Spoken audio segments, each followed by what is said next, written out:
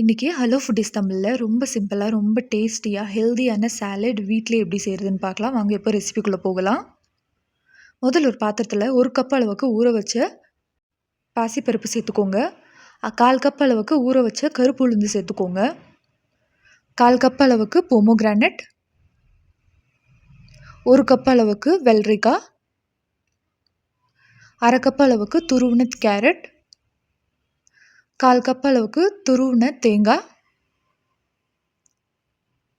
1/2 teaspoon அளவுக்கு மிளகுத்தூள், தேவையான அளவு உப்பு. இப்போ இதை ஒரு தடவை நல்லா மிக்ஸ் பண்ணி விடுங்க.